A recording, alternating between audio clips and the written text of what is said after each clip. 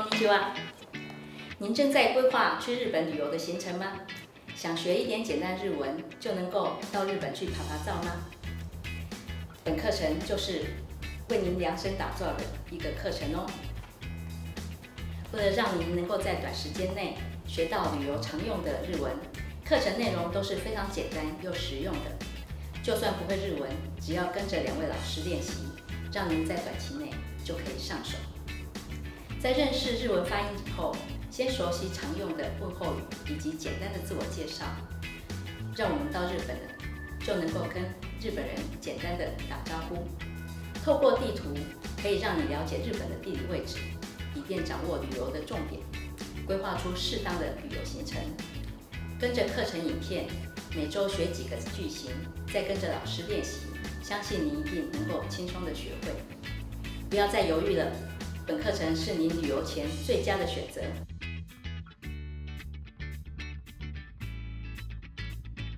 我们的课程内容总共有10次，每次上课都有课后练习或是小小的测验，其中也包含2次的作业缴交。另外搭配2周跟老师及同学的讨论以及交流，相信能让您有充分的练习，您的问题也可以及时解决。让我们来看看短短的10次课程能够学到哪些日文呢？首先，我们要先学50音快手。在这个单元里面，我们需要看懂假名它是如何发音的。第2周，我们有一个行程安排的重点。在这里，我们需要认识日本的地理位置，了解规划行程的重点。接着呢，我们要学习如何跟日本人打招呼、问候语及数字的表达。在这里，我们可以了解到日常生活的一些用语，还有问价钱怎么问，打电话怎么打，要订位、订房要怎么订呢？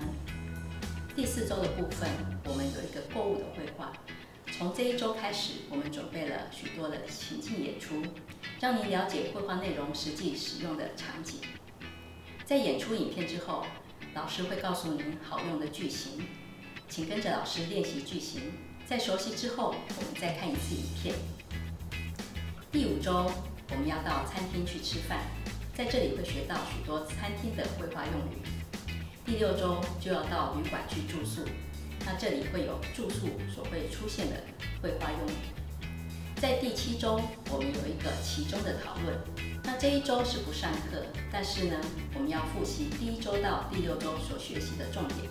在这里主要是作业的检讨，还有问题的讨论。接着我们进到第8周，第8周我们要学习寻求协助的用语。有时候人在国外不小心把东西丢了，或是临时要找旅馆却找不到，这时候要怎么办呢？我们要怎么样寻求协助呢？在这一周我会告诉你。第9周，我们要到温泉旅馆去泡温泉、吃美食，还要享受温泉街的日本风情。第10周，我们要来学习怎么样去购票。有时候为了节省旅途的时间，或是节省旅途的旅费，我们可以选择搭乘长途公车。长途公车通常是晚上出发，到早上抵达。那我们搭乘长途公车就可以节省1个晚上的时间，还有住宿的金钱。第11周，我们来到非常的受到欢迎的药妆店，在这里有非常多的商品可以购买，但是面对琳琅满目的商品，有时候不知道要买什么，我们可能需要店员的协助。那在这一个部分，我们会学到这样的用语。最后到第12周是我们的期末。期末这一周是期末的讨论，还有报告。在这个部分，我们会跟大家分享同学们所提交的作品，还有把大家所提出的问题，在这个地方再充分的做讨论。那每一周在课程的进行同时，我们也会有一个脸书的专区开放，随时跟同学保持一个畅通的管道，随时可以提供大家交流的园地。以上就是我们课程内容的简介。